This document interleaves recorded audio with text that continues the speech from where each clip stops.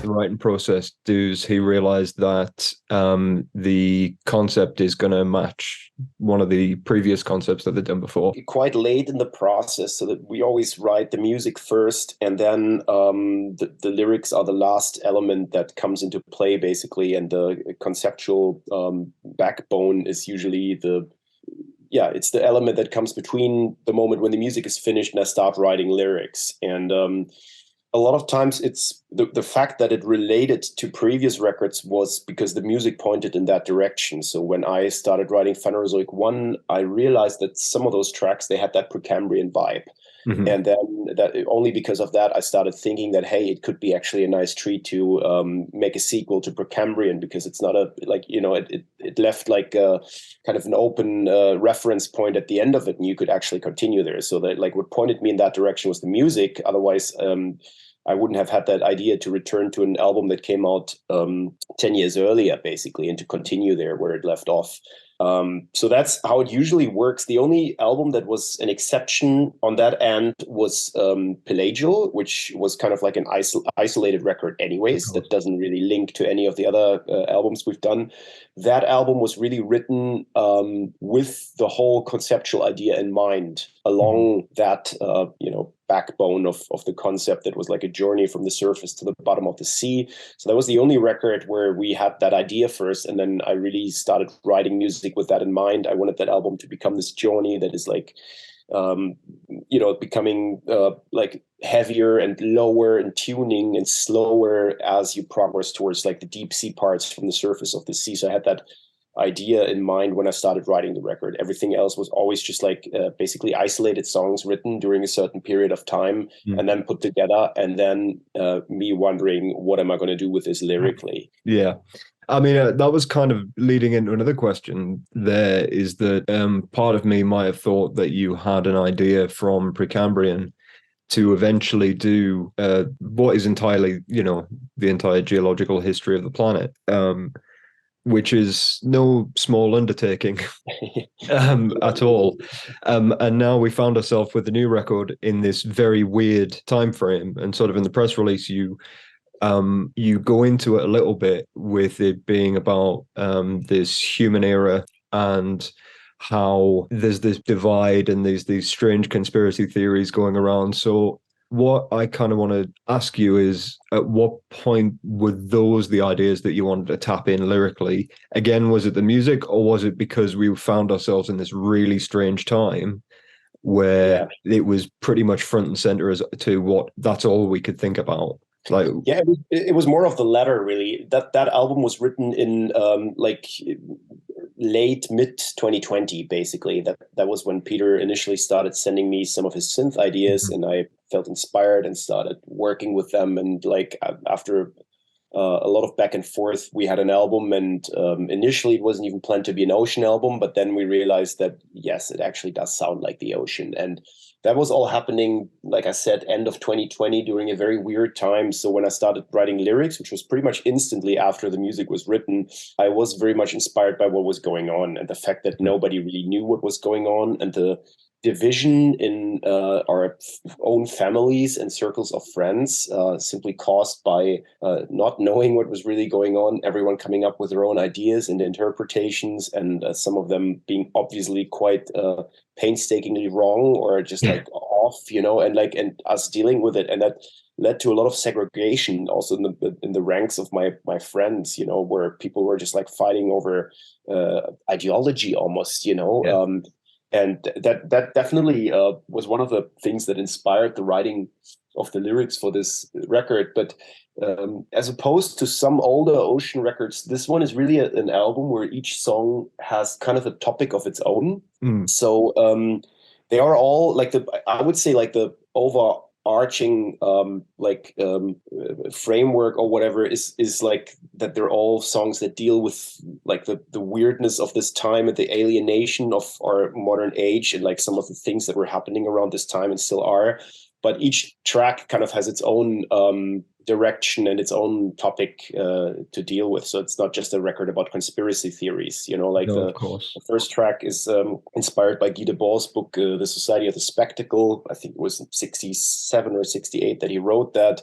where he talks about the like the dominance of the image and representation, and the importance of representation rather than actual content. And when I read that during my studies, I found it quite interesting. But now I felt like it's a really accurate, almost like prophetic analysis of our modern Instagram and YouTube society, you know, and that all that written at a time when there was no internet. So that I found that pretty mind blowing when I revisited that. And that's also why we took certain quotes from that book that we kind of like splattered across the booklet, you know, linked to each track.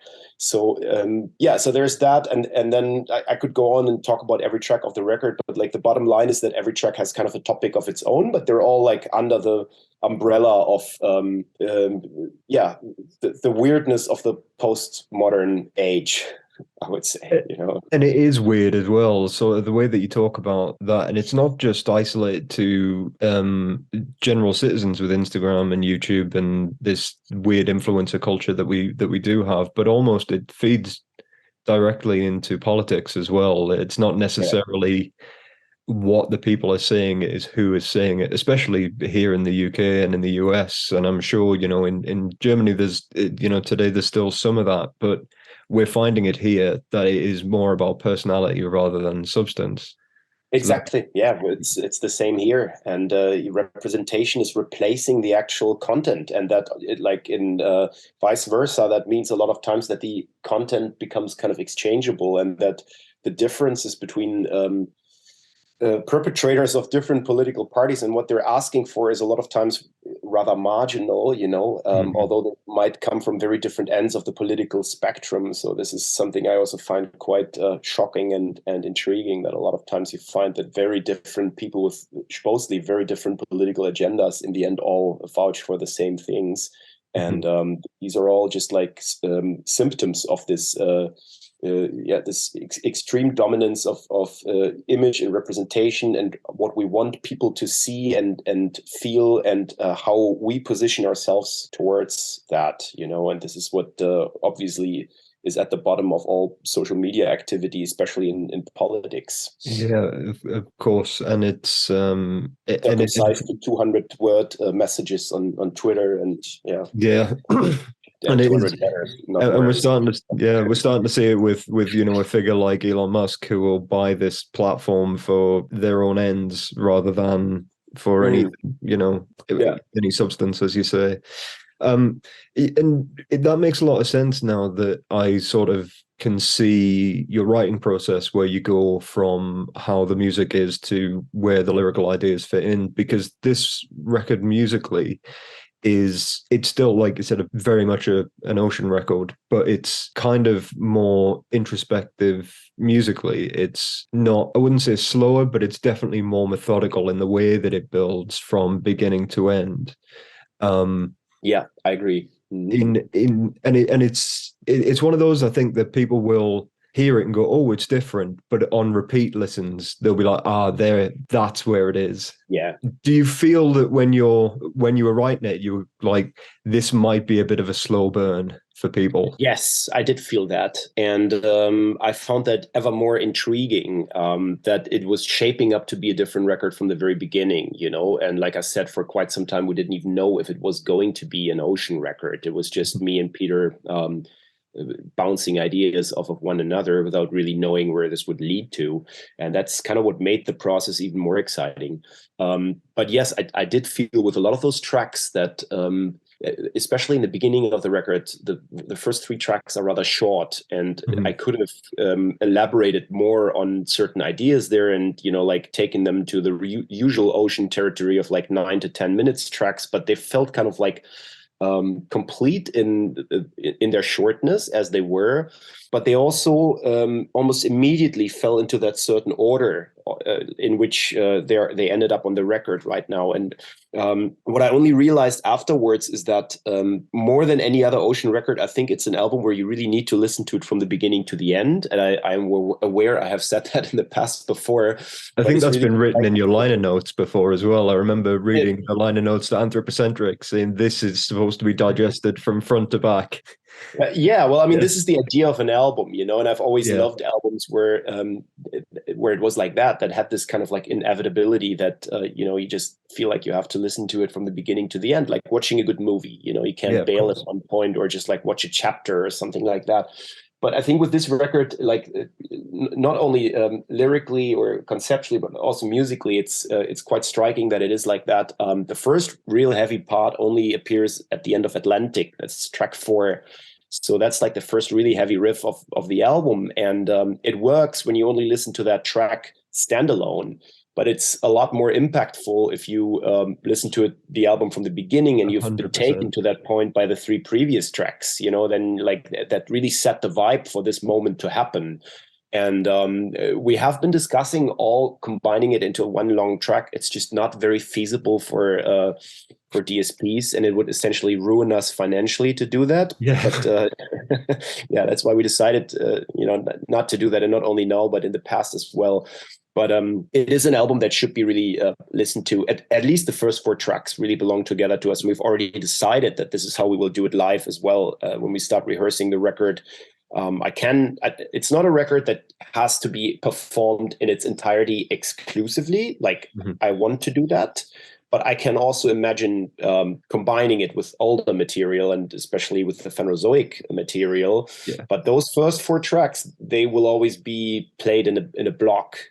They have to happen together, and then you can move on to older stuff or switch or over to something else. So they have they have a sense of dynamics that goes beyond just the individual tracks. Mhm. That album has a sense of dynamics that goes beyond the individual tracks, and I think that is something that wasn't really clear to me when I started writing, but that just happened during the writing process. Yeah, of course. And you're totally right. That payoff, when that really heavy riff does come in, it's all the more rewarding. And I think the people who are going into this need to let their gratification come when it's supposed to. And I think that's again probably more symptomatic of kind of where we are as people. We want instant gratification a lot of the time. So that is a Yeah, really nice reminder. And I think that, of the bands that I know who are very good at stuff like that, I think, of yourselves and Cult of Luna are excellent at it. Amun Ra and a live environment are really great at giving you that gratification, but they build to it.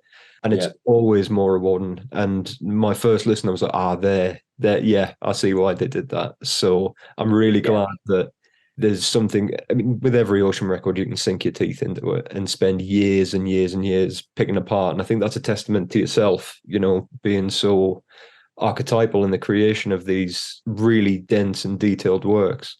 But this one, I think, is going to be more rewarding every single time, and I can't wait for Thanks. Yeah, I that hope so. 4 track run. Yeah, Yeah. I guess it's also a statement against like the short attention span that has kind of become the norm in all communication, including entertainment and music. Where you always have to deliver spectacular content within the first couple of seconds, otherwise people trail off or just skip. And there's like all these things that came up in recent years, like the skip rate as like a standard by which a quality of a Mm. work of art is being kind of evaluated in the context of digital streaming or YouTube videos. It's just it's fucking horrible, and Yeah. like we're intentionally like trying to stay away from that. We do still separate the tracks, but you won't be rewarded if you're not willing to let yourself in for more than just the 3 or 4 minutes of a track. You have to Yeah. be willing to do that, and only then you will be able to fully understand this record, I think. And that was kind of something, like I said, that wasn't maybe intentional from the beginning, but something we realized quite quickly, that we're very happy with, because we want people to commit that, and like we have Yeah. always been shaped by albums that were more than the sum of their tracks, and where you had to listen to the record as a whole, or at least to a certain block of music on that record in order to fully get into the zone. And Yeah, of course. I'm happy if we manage to do that with this record ourselves. Yeah, and you absolutely have it. It's one of those things now. There's a lot of bands who kind of have to almost write records to fit in with a streaming culture. It's all about how many songs you can get playlisted in streams to get reach. And what I kind of like about And there's a certain degree where you have to play the game, I imagine. Like you said, you've separated these tracks for, I mean, I'm guessing a similar purpose. But in a sense, I like that because I'm one of those who loves to listen to records front to back because you miss the context otherwise. Even if it is just 10 songs, I still think that that's the order they're supposed to be in. It is very nice to get a band like yourselves who are willing to put that out there and be like, well, we'll do that, but you are really supposed to get it this way. So Yeah. have it this way. And I think that you can see that with yourself and with your label as well. And signing bands who have kind of gone away from that completely, like a band like Bruy, who reject that idea completely. Yeah. And I think that is something that you personally have been a champion for, especially with your label and with Pelagic. So was that kind of a mission? I realize we've shifted tack completely here, so apologies that my brain has just gotten to a place that I wanted to get to a little bit later. But is that something that you've always had a conscious thought of, to champion these artists who do make you think about the music that you're consuming? And again, I hate using the word consuming, but the music that they put out, that the art, to really make that the focus. Yeah, absolutely. I mean, it's challenging as well, you know. And we had this discussion with the Bui camp before we started, before we decided to work with them, that this would be limiting their exposure greatly if they decide to boycott Spotify for all the best reasons. That still means that we would only be able to reach a fraction of the potential crowd of listeners, because people are so much conditioned by the medium through which they listen these days, that if something's just not available, you will essentially lose these listeners, you know. And we had those discussions, and like one half of me was thinking that it doesn't make sense to voluntarily say no to all these people who simply won't listen if you're not present on these DSPs. But on the other hand, I have all the respect in the world for the guys and their political stance there. And I think it's important to have people speak up and to be that radical. Not every band is willing to do that. Those guys were not only willing to do that, they made it a condition from the beginning, and they felt so strongly about that. And that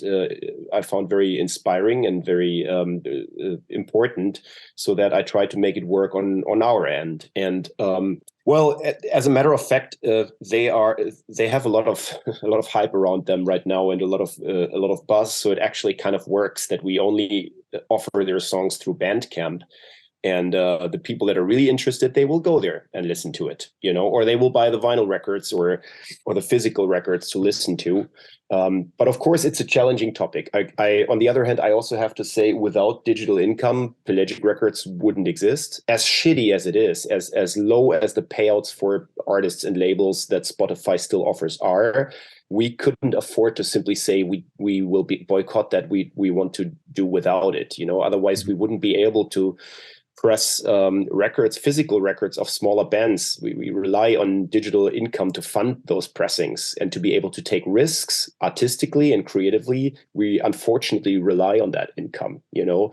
So it's a double-edged sword, and it's I kind of like stand in between, or I'm caught in the middle a little bit. I 100% support, you know, Bui in their personal decision to boycott that, and I still want to work with them from the label end. But I also know that it wouldn't work for a lot of other artists, and also for Pelagic Records as a label. If all artists were like that, and if all artists required us to completely boycott Spotify, we would have a problem. So it's a double-edged sword, and it's difficult to find the right approach there. In the end, we leave that up to the artists, you know, and everyone has to take that decision on their own. And I'm glad that there are bands like Bui, young, successful bands, that have decided to not just eat up the shit that they get fed from the multi-billion-dollar digital streaming platforms, but that speak up against it and say, we don't want to be a part of this, and this needs to be supported, and there need to be more artists that do that. So I'm very happy that we found a way to get together with those guys. Yeah, it was a match, and without Spotify. Yeah, it was a match made in heaven when I saw it announced, because I'd kind of taken an interest in them prior to that. So I remember seeing it being like, yeah, Robin knows what he's doing here. This will be this is a match made in heaven. So I completely, I'm very, very happy that that's a working partnership. But I do kind of want to cycle back just a little bit to Pelagic Records, because obviously one of the things I always love is some of the elaborate pre-order packages you put together for Ocean Records. We've seen with the Phanerozoic series, there was the wooden box sets. And with this one, obviously, we've got another record included in it, which is Peter's kind of offshoot vision of the original ideas that he brought to you.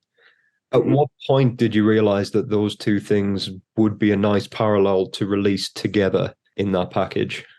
Pretty much as soon as we started working on the tracks, we realized that the changes I was applying, or the things that I was adding to Peter's initial ideas, would completely transform the tracks in many ways. Like what Peter wrote was mostly 2, sometimes 3 parts that kind of belonged together, but they were not like full songs, and they didn't have any guitars on them. They were mostly programmed beats and synths. And I added drums and guitars and a lot of brass to it. And like when I did, the songs transformed greatly. And at the same time, Peter's initial ideas had a sense of completion already before I even started touching them. So like it made a lot of sense to let that coexist, and to allow people to get that, how to say that, like to have a different perspective on the same musical ideas, I think is something really intriguing, because those tracks that I treated within the context of the Ocean, they were based on ideas that were also functioning without all that treatment already. And so I think it's really interesting for people who know the Ocean and listen to the Holocene record to then go back and listen to the Shrivel record and see, hey, I know where this is coming from, and to understand the connection there. So that decision was made relatively early. But that said, there are also a couple of actually, there's one track on the Shrivel record that is like more than half of the record. It's a 30 minutes track, which did not end up on the Ocean record at all. So like the Shrivel record also has, of course, an existence of its own, completely without the Ocean, and those ideas were there first, So I think it's very interesting for people to listen to both and see the parallels and also the differences between the two records. Yeah, I get that, and I think that's a really interesting way to do it. Obviously, this has been something that you've done similar with releasing instrumental versions of Ocean records before, but this is a very different take. So I'm guessing that this kind of it's its own thing entirely, but that kind of acts as what would be the usual counterpart that you would release alongside. So it's not taking is it kind of taking place of an instrumental version of Holocene? No, it's not actually. The box set comes with the instrumental version also, and then with the Shrivel record. So it's basically like 3 albums. It's the vocal version and the instrumental version, which we always the Shrivel record, which we started doing like many decades ago, basically, because I always think instrumental versions are very interesting, as they also allow you that different perspective on the music. When you take the vocals away, there's so much more space for the actual instruments, and like our listening conditions are like we are just so conditioned to pay attention to the lead vocalist all the time that as soon as you take that away, we realize, oh, there's a whole bunch of other cool shit going on. So this is why I've always liked to have instrumental records, and we've played instrumental sets also with the band. So this is something we will always do. And then there is the Shrivel record, which is like a third kind of like perspective on those ideas. And so that's what makes up the Holocene box set this time. There's also a 10-inch in it, which has one song that is a collaboration with Karen Park, which is part of the main album. But for the physical versions, for the vinyl, we decided to exclude that and have that on a separate 10-inch, basically. So those 4 records are making up the Holocene box set. Excellent. So how easy was it to put together the Karen Park collaboration? Because I read obviously that you were a huge fan and you really wanted to reach out and make sure that she was on this record. Like, was that a fairly quick, you messaged and she was like, absolutely? Or was there a little bit that you had to work around schedule-wise? It was something that happened very late. So how we usually write vocals, or how Loic and me usually approach the vocals, is that we just start with ideas that he has and ideas that I have, and we don't follow like a certain logic of, or like like sequence of songs. We just start somewhere, and then things start taking shape, and all the spaces start filling up, and then at the end, this track was left over. Like I had some ideas for it, but they weren't really working well with Loic's voice, or like maybe they just didn't really click with him, but he also didn't really have great ideas of his own. So it was kind of like the leftover track. And that's when I decided that maybe we should look for someone else to sing on that track. And, we've always, we've done that on a lot of our records. We had Jonas sing on the Phanerozoic records. We've had a lot of guest vocalists on Precambrian and Aeolian, and so it's nothing new for us. And when we couldn't really make sense out of that song vocally,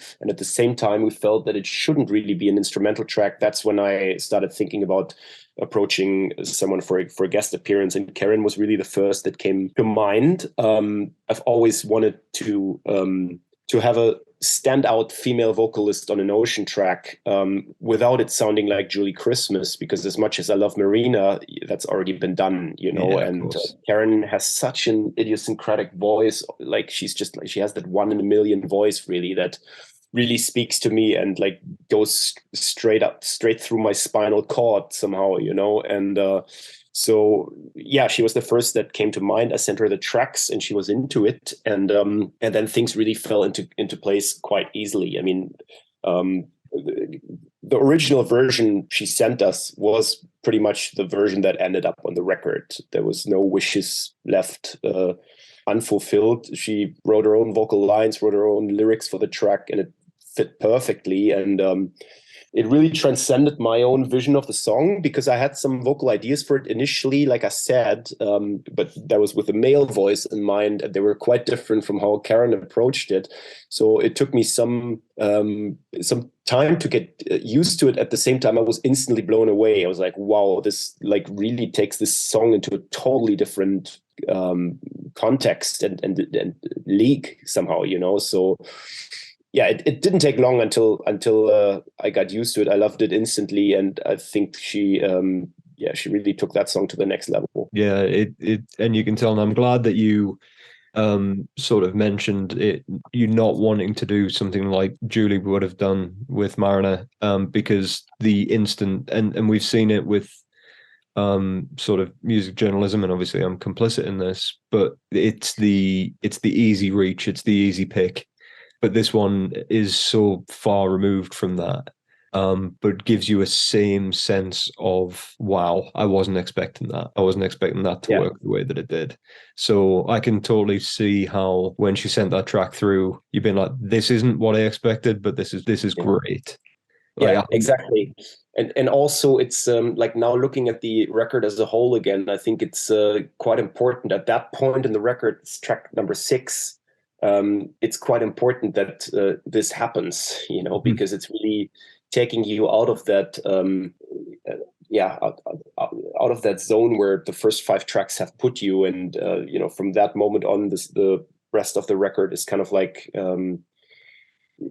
it's going in a bit of a different direction, but also logical after what happened before. And like, I think she is like a very important factor in that development and in, making that transcendence happen there at that part of the record. So that was something that wasn't really clear to me from the beginning. Only when, I listened to it and I had the sequence of the tracks in front of me, I was like, that's exactly what needed to happen here to make this record truly stand out, and to give it that kind of unexpected turn at that moment. Yeah.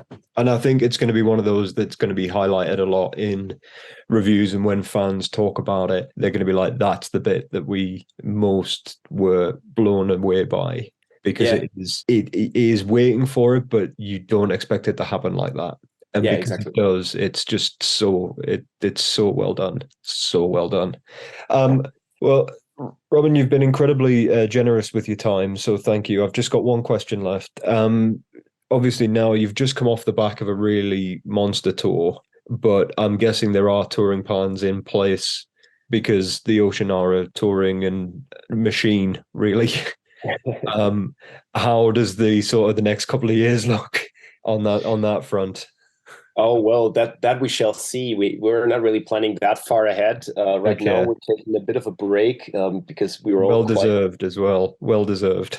Yeah, we were all a bit burned out by the end of that carnival tour. I mean, as great as it was, it's taken a lot from us. And like we've been out since mid-August last in 2022 until mid-February, pretty much nonstop, more or less. So we all enjoy being home for a while and focusing on different things. But we are already planning our next moves, and we will be going out again in October or late September with the new record. There's a European headline tour planned, actually a co-headline tour planned that will be announced not too far from now. Mhm. And after that, we're planning to go back to the US and to South America. So from October onward, we will be touring quite heavily again, I believe. And personally, I'm very much looking forward to that. I mean, we all enjoy being home right now, but we also all love touring, and it's the life we chose for a reason. So Of course. I'm And excited to get back out. yeah, and if I must say, I can see how much that this particular iteration of the band really loves playing. And especially here now, I think that when I first started listening to, I never seem to see Ocean tours, but they're coming more frequently to the UK specifically, and the shows seem to be getting better and bigger. And that's always really great to see. It finally feels like we're starting to catch up, a little bit. Yeah, So not just in the UK. I mean, it's we've seen that all of last year. It was actually really interesting to go out with our first headline shows in May, June last year. That was the first shows we ever really played the Phanerozoic 2 material because that album was released in late 2020, and during mid lockdown, and we couldn't tour around the album release. And when we did finally go out in May, June, it was awesome shows. It was mostly Spain, France, and Portugal. There was really hungry crowds, and we realized that everybody knew the lyrics. Everybody was singing along, and we didn't expect that because we simply didn't know it, and we had kind of like unlearned, like a lot of things during the 2 years of not playing shows. So it was actually quite cool to see how sometimes waiting can really help a band grow, and now I feel that it's catching up in a lot of places and not just in the UK. It seems like a lot of people are taking notice now that maybe haven't really been that aware of the band in the past, and that's great, of course. yeah, it is great. Robin, thank you so much for spending the best part of over half an hour with me tonight. I really appreciate it. Thanks, man. Thanks for your time. I appreciate Thank it. you very much. And yeah, I look forward to seeing everyone get as excited about the record as I am. Excellent. Thanks, man. Excellent. All right. See you over there. Take care, bud. Bye bye. Take care. Ciao.